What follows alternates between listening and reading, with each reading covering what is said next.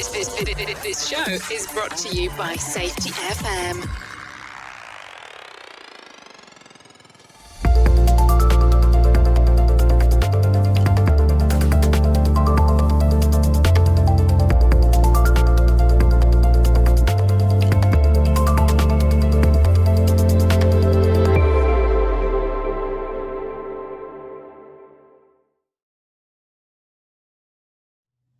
Hi listeners, this is Brent Sutton, one of the authors of the Practice of Learning Teams.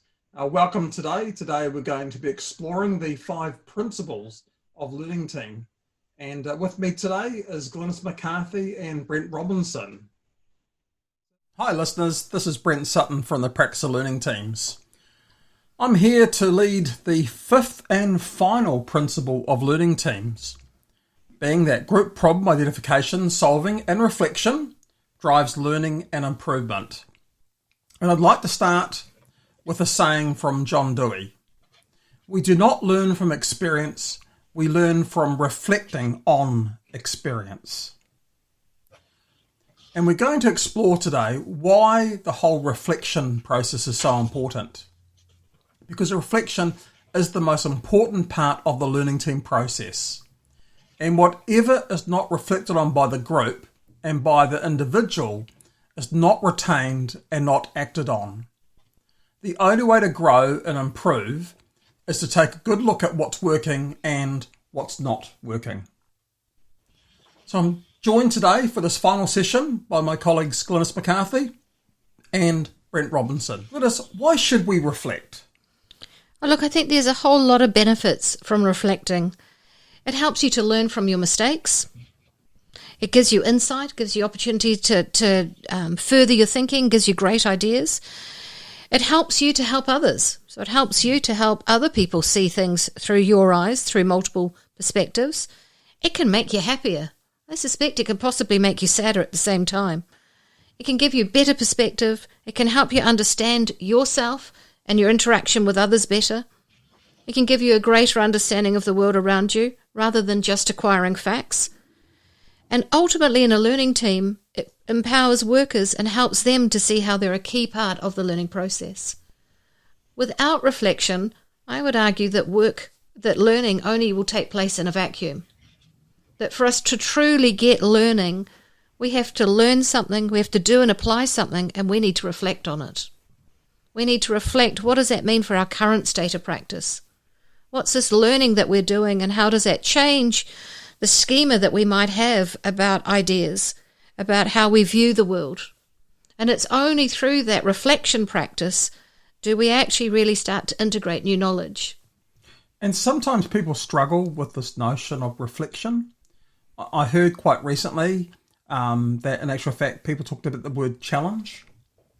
That in actual fact what you're doing, you're asking your brain to actually challenge what it's heard and why it's heard it. As part of that process? I think that goes back to when we hold knowledge, what we have is we have a schema. We have a set of ideas, a set of assumptions that we hold true. And when we get new information, that potentially is being challenged. And what we need to then do is we need to internalize those differences. We need to say, how do they match with our existing schema? How are they different from what we currently know? And so I think that that's where that notion of challenge comes in. But the notion of challenge is supported by the practice of reflection. And if we don't have particularly workers who are able to do reflective practice of work, how do they learn? And how do they adapt to variation in terms of dynamic risk?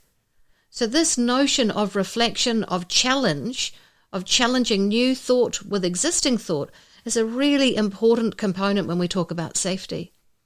So is reflection something that's just done incidentally, or is reflection something that you actually have to do within the presence of, or being present? I think for a lot of people, actually, we don't do much reflective practice. We don't do much really in-depth critical reflection of something that we hold dear or know or in terms of being able to do from a skill point of view. So I think quite often it needs to be intentional, and it needs to be a skill set that we develop with our workforce. So I think of many workers that do their job, have done their job successfully for many times over. There hasn't necessarily been the call for reflection. And I think that that's one of the powers of a learning team, is that you are reflecting on good practice. What makes that practice safe? What's a variation that has the potential to make that practice unsafe? And we're really trying to explore the nuance between those two concepts. So, Brent Robinson, how important is reflection as part of a lean process? I think it's super important, because what you're doing is you're taking in that knowledge that you've gained, and you're giving people the opportunity to soak in it, think about it, and then an opportunity to come back. It's not, I'm going to go away and think about it at home. It's, I'm coming back and we're going to talk about it again. And I think that's the really powerful part. And it gets lost in some of the lean literature, but it's one of the things that people talk about, that this reflection on your work or reflection on the process is super important. I think that soak time that you've just mentioned, Brent, is super important in all of this, and is really a fundamental component of learning teams. That what we're trying to do first and foremost is articulate what the problem is. So it's really around that problem identification, as we spoke about with Learning Teams Principle number 4. And then what we're trying to do is, by providing some soak time, again, I think it comes down to how well the learning team facilitator actually provides opportunities and keys for people for what they need to reflect on. So what the learning team facilitator is doing is really sort of framing up, where have we got to with our discussions? What do we need to do next? And providing that space in the middle so that people can reflect on it. And then by coming back and revisiting it post that soak time, people have had an opportunity for kind of the dust to settle, I suppose, for people to have thought about, well, what does this mean for my existing body of knowledge? What does this mean for my current state of practice? And then again, people are able to kind of move forward from that. So I think that in order to do this well, the learning team facilitator needs to really be able to provide a frame, to allow people the opportunity to explore the problem, and then provide people with an opportunity and some content around what do they need to reflect on for that second session, where people can come back and now start to look at solutions. Thanks, Glynis, and thank you, Brent. And just wrapping up our final principle, I think we all believe very strongly that without that reflective practice, you can't embed change. Because change has to come from within the person themselves, rather than change trying to be forced upon them by the rules or procedures of the organisation. Thanks, listeners. I hope you've enjoyed the last session of today with the 5 principles of learning teams. Thank you, listeners, for being part of this podcast. We'd love to hear your learnings from today or other topics you would like us to support you on. Go to www.podcastlearnings.com and be part of the community practice of learning teams at www.learningteamscommunity.com.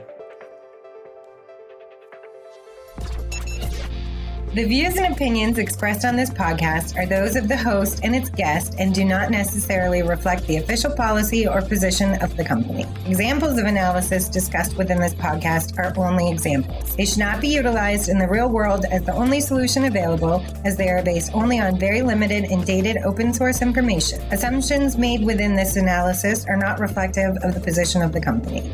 No part of this podcast may be reproduced, stored in a retrieval system, or transmitted in any form or by any means, mechanical, electronic, recording, or otherwise, without prior written permission of the creator of the podcast, Jay Allen.